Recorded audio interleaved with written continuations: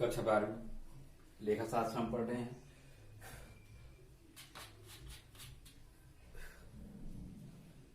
हमने वसूली खाता बनाना सीखा था। अब उस वसूली खाते के साथ साथ हमें पूंजी खाता बनाना पड़ता है, साझेदारों का रोकड़ या बैंक खाता बनाना पड़ता है। तो वसूली खाता का हमने प्रारूप तो जान लिया था, वसूली खाता हमने बना लिया, लेकिन अब वसूली खाता भी बनाना है एक क्वेश्चन में, उसी क्वेश्चन में साझेदारों का पूंजी खाता बनाना है, उसी क्वेश्चन में बैंक या रोकड़ खाता बनाना है। तो हम साझेदारों का पूंजी खाता और रोकड़ या बैंक खाते का भी प्रारूप जानना होगा, तभी हम उसको बना पाएंगे। तो साझेदारों का पूंजी खाते का प्रारूप जानते हैं।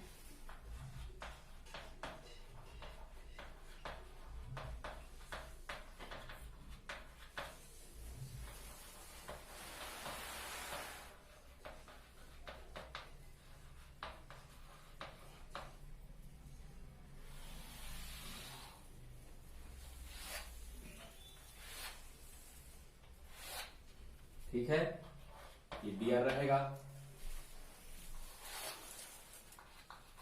ये सीआर रहेगा। ठीक है, इस प्रकार से दो साइड से दो खंड बनाना पड़ेगा।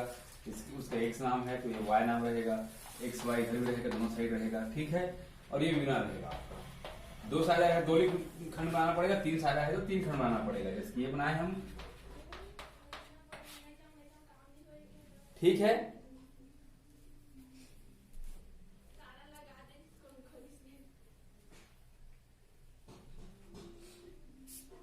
यहां हम लिखेंगे शेष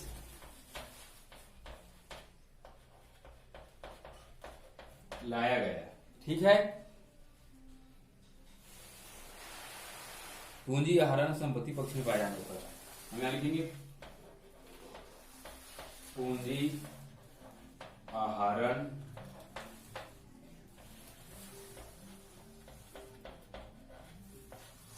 संपत्ति पक्ष में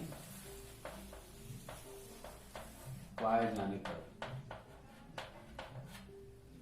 ठीक है, यहां पर हम जब कोई भी पूंजी या आहरण संपत्ति पक्ष में अगर पाया जाता है तो उसको हम डीआर साइड लिख देंगे। ठीक है, यहां पर लाभ हानि खाता करके आ गए, लाभ हानि खाता से। ठीक है, अगर कोई साझेदार है ना, अगर कोई साझेदार संपत्ति को खरीदता है, जैसे हम लोग वसूली खाता देख रहे थे ना कि अगर कोई साझेदार खरीदता है तो उसका नाम लिख देते हैं हम लोग। तो हम लिखेंगे यहां पर वसूली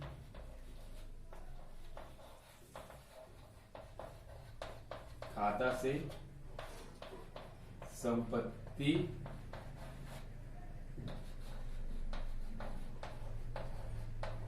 खरीदने पर, संपत्ति खरीदने पर जो भी खरीदेगा उसके नाम में डाल देना है। हमें संपत्ति खरीद लेता है,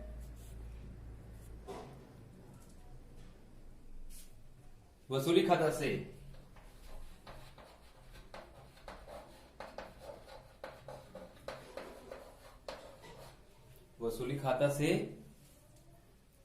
छुटी हुई संपत्तियां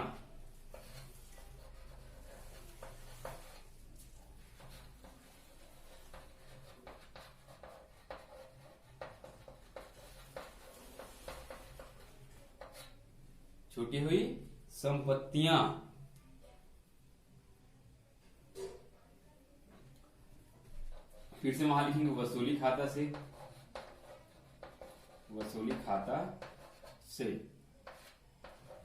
वसूली से यानी आपके पेज नंबर नए बुक से 283 में दिया गया है ना, उसको आपको पढ़ने हैं। यही है रोकड़ या बैंक अंतिम भुगतान, या हम लिखेंगे रोकड़ या बैंक अंतिम भुगतान। ठीक है, अब हम इस साइड देखते हैं क्या क्या एंट्री करते हैं हम। ये आपको मैं सिर्फ लिख करके थोड़ा समझा रहा हूं, बाकी जो है बुक में है आप अच्छे से एक बार पढ़ना इसको। यहां लिखेंगे शेष लाया गया, हम यहाँ बेटे पे पूंजी। पूंजी अगर कुछ शेष लाया आपके चिट्ठी में दिया है, शुरुआत में प्रश्न देता है, उसमें अगर दिया है ऐसा कौन से पक्ष में, दायित्व पक्ष में, तो उसको हम इधर लिख देंगे पूंजी करके। ठीक है।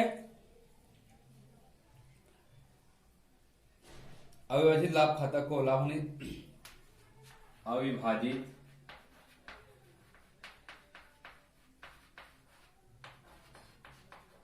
लाभ खाता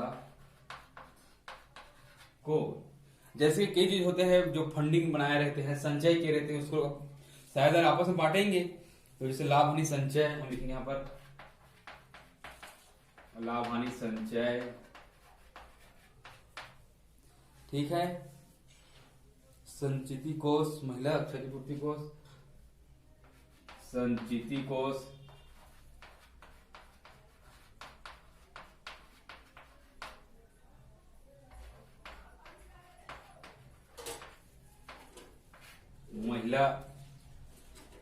महिला क्षतिपूर्ति कोष,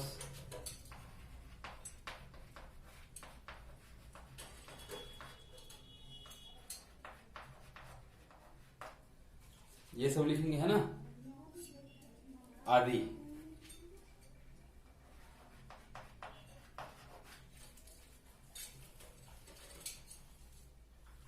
वसूली खाता को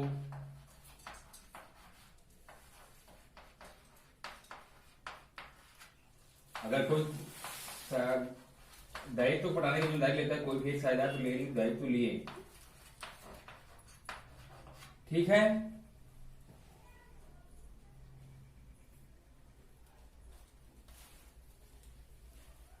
फिर वसूली खाता को आ जाएगा एक और, वसूली खाता को छूटे हुए दायित्व लेने पर। ठीक है। फिर से आएगा वसूली, वसूली व्यय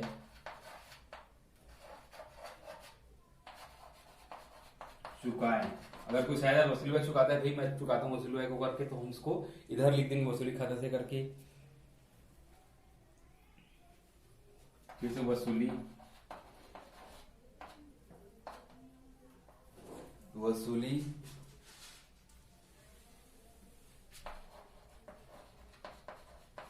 खाता को प्रतिफल स्वरूप कमीशन दिया, लिखना प्रतिफल स्वरूप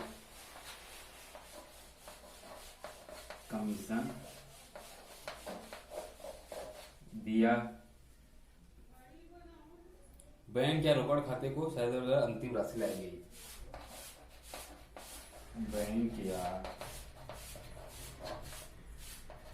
रोकड़ खाते को अंतिम राशि लाई गई।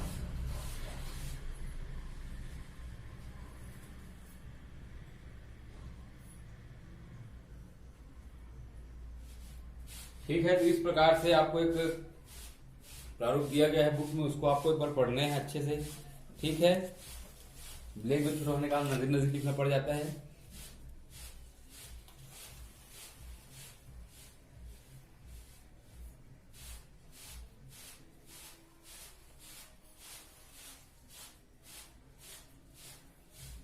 एक क्वेश्चन बनाते हैं हम लोग,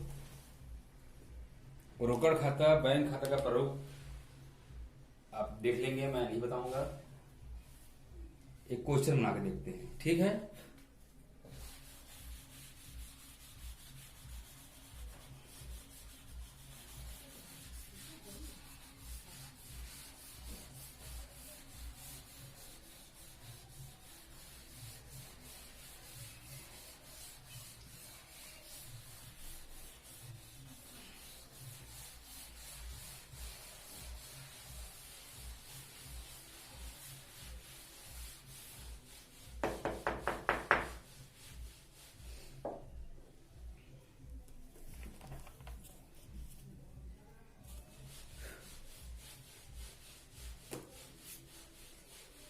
हम क्वेश्चन नंबर 14 बनाते हैं।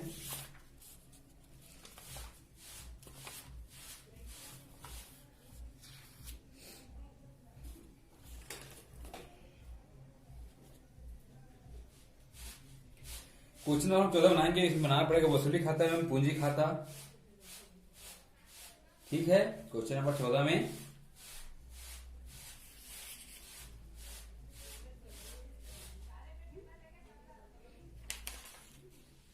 वसूली खाता, पूंजी खाता और बैंक या रोकड़ खाता हम बना रहे हैं क्वेश्चन नंबर 14 में।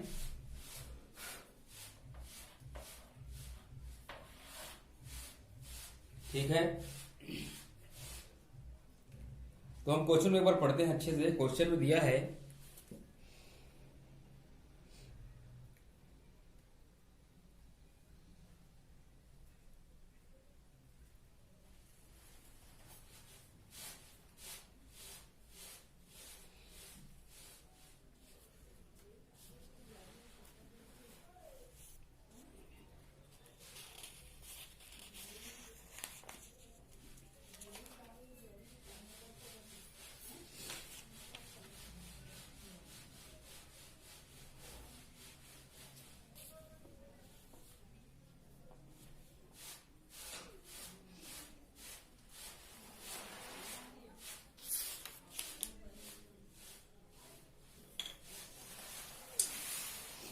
अनूप और सुमित फर्म में बराबर के साझेदार हैं।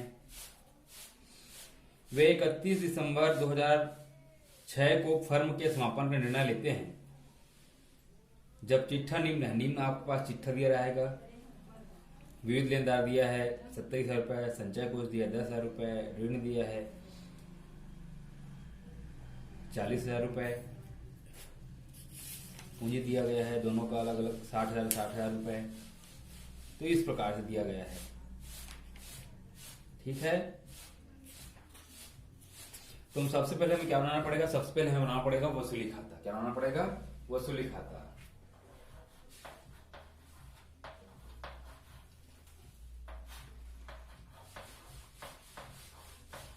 वसूली खाता बनाना पड़ेगा।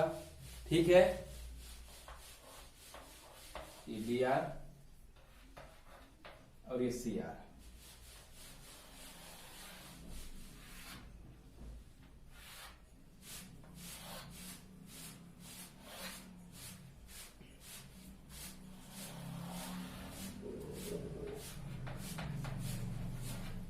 राशि,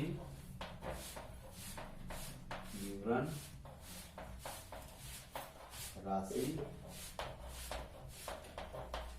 विवरण, इस प्रकार से। ठीक है, तो हम सबसे पहले क्या करते हैं? इधर संपत्ति को लिखते हैं। जो आपके चिट्ठे में जो दिया रहता है, चिट्ठा दिया रहता है, हमारे पास क्या दिया रहता है? चिट्ठा दिया रहता है क्वेश्चन में। उस चिट्ठे में जो पूंजी रहता है, सॉरी, उस चिट्ठे में जो संपत्ति रहता है उसको हम DR साइड लिखते हैं, और जो दायित्व रहते हैं उसको हम CR साइड लिखते हैं। यानी कहा जाता है जस्ट अपोजिट करते हैं, इस साइड को इस साइड और इस साइड को इस साइड लाते हैं, ये करते हैं। उसके बाद हम क्या करते हैं? संपत्ति का बेचने का जो मूल्य आता है उसको हम इस साइड लिख लेते हैं, और दायित्व को जो भुगतान करने का आता है उसको हम DR साइड लिखते हैं। ठीक है, तो हम बनाना स्टार्ट करते हैं। हमारे पास दिया गया है सबसे पहले हस्ताक्षर रोकड़ को हम नहीं लिखेंगे क्योंकि वो ऑलरेडी रोकड़ ही है।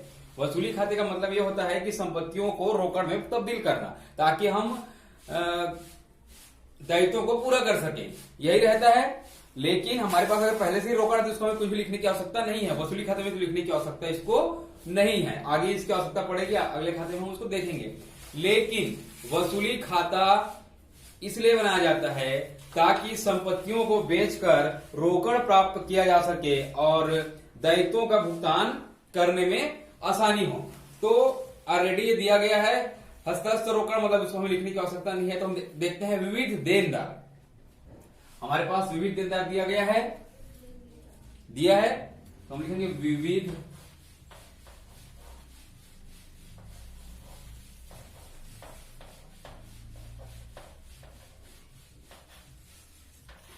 देनदार। विविध देनदार दिया गया है।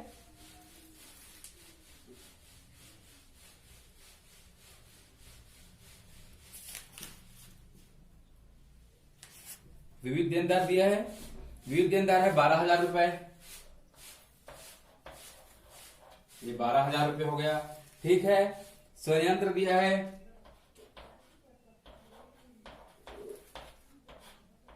संयंत्र दिया है 47,000 रुपए। ठीक है, संयंत्र हो गया। स्टॉक दिया है, स्टॉक दिया है, स्टॉक दिया है 42,000 रुपए। ठीक है, स्टॉक हो गया। स्टॉक के बाद है पट्टाकृत भूमि दिया गया है,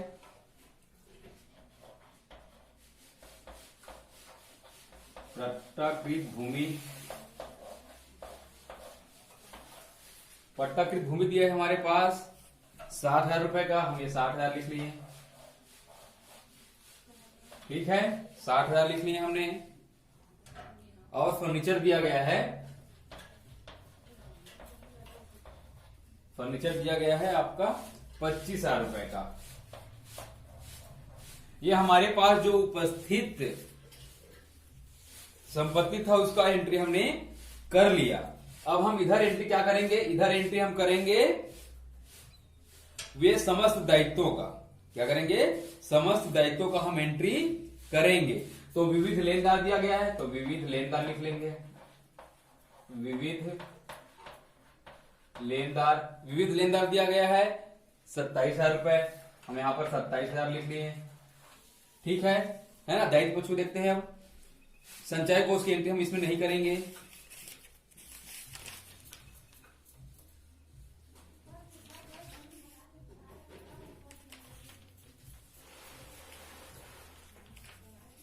और ऋण भी है एक, ऋण की एंट्री हम कर लेंगे, वो भी दायित्व है। तो ऋण कितना है, तो ऋण है आपका 40,000 रुपए, ये 40,000 की एंट्री कर लिए। ठीक है, ये एंट्री हमने कर लिए, ये हो गया। अब हमें क्या करना रहता है कि नीचे जो संयोजन में दिया जाता है, नीचे जो संयोजन में दिया जाता है वो संपत्ति का मूल्य है, बेचा कि अब ये जो संपत्ति हमारे पास है उसको बेच रहे हैं, तो बेचने पर हमें कितना मिल रहा है ये हमें देखना है। तो हम देखते हैं पट्टाकृत भूमि को बेचने पर हमें मिल रहा है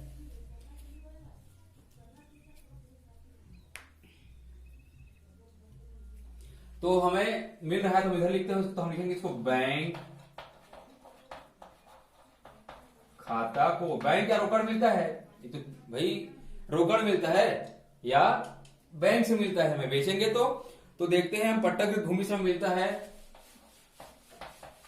पट्टाकृत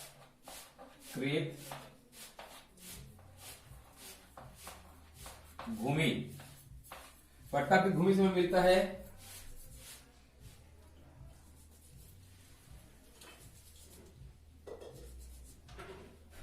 पट्टाकृत भूमि से हमें मिलता है 72,000 रुपए, यहां लिख देंगे 72,000 रुपए। ठीक है, उसके बाद दिया गया फर्नीचर, फर्नीचर से हमें मिलता है 22,500 रुपए, फर्नीचर।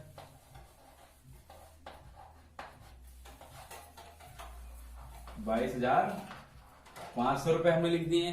ठीक है, स्टॉक से हमें मिलता है 40,500 रुपए, स्टॉक।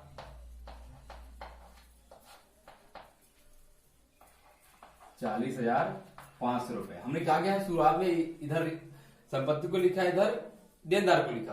अब इस संपत्ति को हम बेच रहे हैं तो हमें इतना प्राप्त हो रहा था, किससे प्राप्त होगा, तो बैंक खाता को करके लिखे हैं। ठीक है, बैंक खाता को। ठीक है, संयंत्र दिया है 48,000 रुपए प्राप्त हो रहा है उससे। संयंत्र को जब हम बेचें तो उससे कितना प्राप्त हो रहा है, 48,000 रुपए।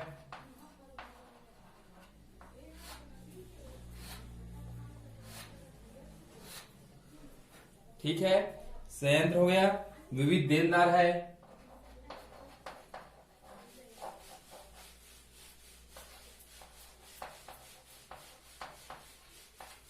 विविध देनदार है, विविध देनदार दिया है 10,500 रुपए, 10,500 रुपए। ये हो गया हमारे पास संपत्तियों को बेचने पर हमें इतना वसूल हुआ है।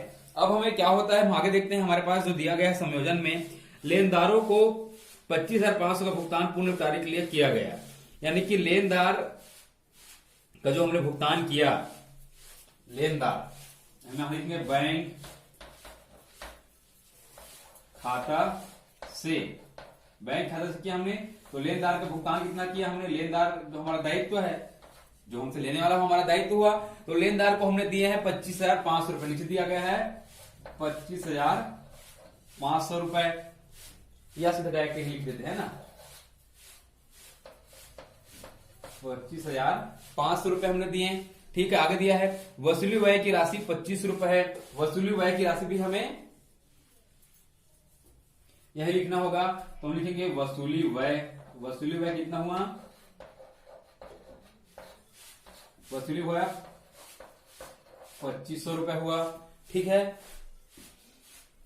फर्म की पुस्तकों को बंद करने के लिए वसूली खाता, बैंक खाता तथा साधारण पूंजी खाता तैयार कीजिए। ये हो गया क्लियर।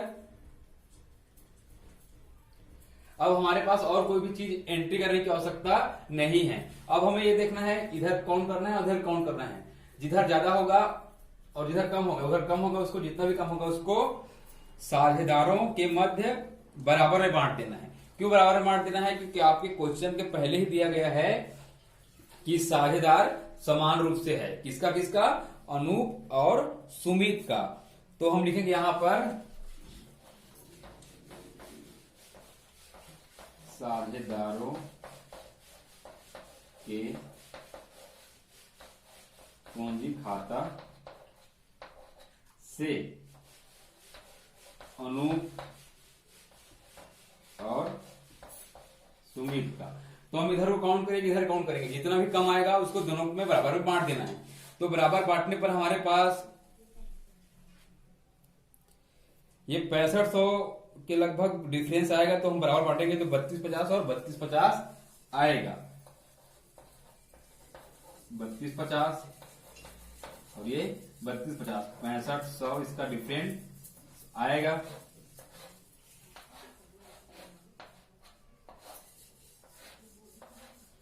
टोटल रहेगा 2,60,500,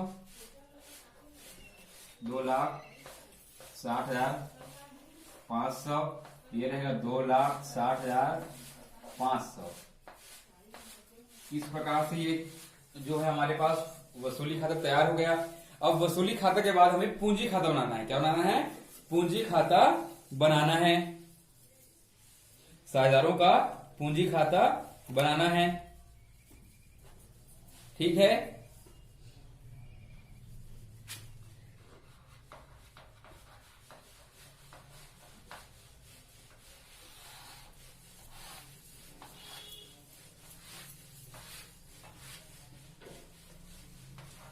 BR और ये CR, ये अनूप हो जाएगा, ये सुमित हो जाएगा, ये अनूप हो जाएगा, ये भी सुमित हो जाएगा, ये विवरण रहेगा और ये भी विवरण रहेगा।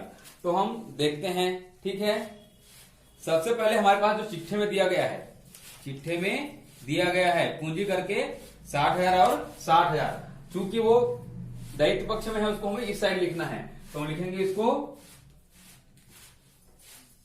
शेष लाया गया। हम लिखेंगे शेष लाया गया। कितना कितना है?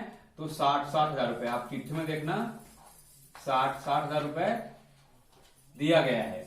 ये हो गया हमारे पास। अब हम देखते हैं कि चिट्ठे में एक संचय दिया गया है। क्या संचय दिया गया है? संचय कोष, रिजर्व फंड करके। आप क्वेश्चन को देखेंगे तो मिलता है चिट्ठे में ही संचय कोष करके दिया गया है 10,000। तो उसको बराबर बांटेंगे, बराबर बांटने के लिए अधिकारी है। तो संचय जो दिया गया है हम उसको लिख देंगे संचय खाता को करके, संचय खाता को करके। तो बराबर बराबर बांटेंगे, 5,000 रुपए आएगा, 10,000 है तो ये हमने लिख लिया। ठीक है, अब और कहीं पर पूंजी है तो हम इधर देखते हैं। वहां पर पूंजी नहीं है, कोई पूंजी मालूम नहीं हुआ है। अब हम यहां देखते हैं तो यहां पर पूंजी जो है यहां आया है, साझेदारों की पूंजी खाता से अनूप का और सुमित का। तो हम लिखेंगे यहां पर वसूली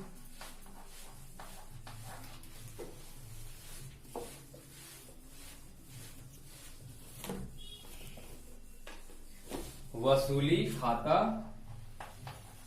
को कितना है 3250 और ये 3250 और ये भी 3250 एंट्री कर लिया। अब यहां पर इस साइड जो हमें एंट्री करने के लिए कुछ भी नहीं है, तो टोटल हम कर लेते हैं 60, 5, 65, 68, 50, 68,050 यही होगा 68,250। ठीक है, तो हम लिखेंगे इसको, लिखेंगे बैंक खाता से, यहां पर लिखेंगे हम 68,250, यहां हम लिखेंगे 68,250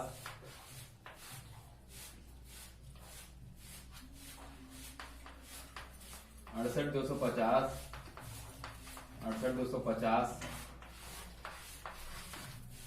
ठीक है, 68,250 68,250। तो इस प्रकार से हमारे पास पूंजी खाता भी बन गया। ठीक है, अब हमें रोकड़ या बैंक खाता बनाना है। क्या बनाना है? रोकड़ खाता या बैंक। ठीक है,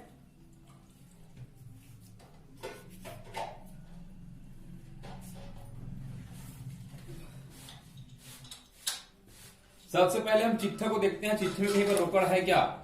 चिट्ठे में हमारे पास रोकड़ दिया है, परिसंपत्ति साइड दिया गया है हस्तस्थ रोकड़ 11,000 रुपए। प्रारूप ये रहेगा BR और ये CR, विवरण राशि, और ये फिर से राशि रहेगा और ये विवरण रहेगा।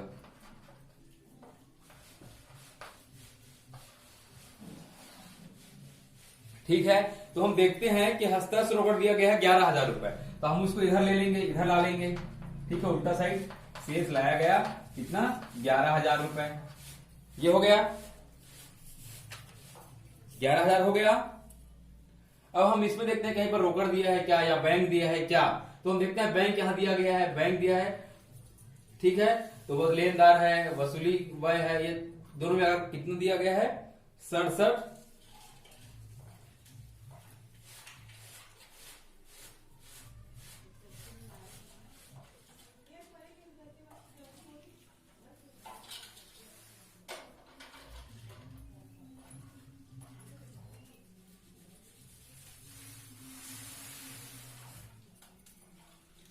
ठीक है,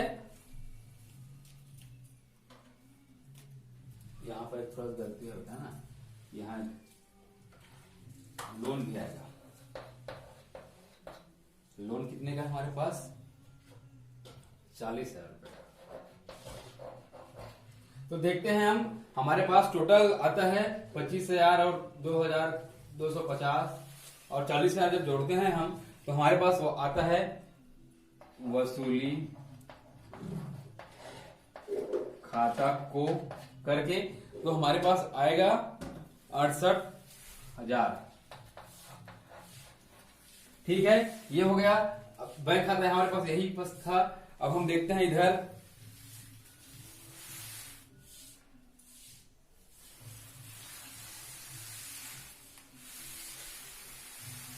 अब हम इधर आते हैं। यहां पर कहीं पर बैंक दिया है क्या, तो यहां पर बैंक दिया गया है, बैंक खाता क्या करके। तो अनूप का है 68,250 और सुमित का भी आया है 68,250। तो हम यहां पर लिख लेंगे पूंजी खाता, लिखेंगे हम अनूप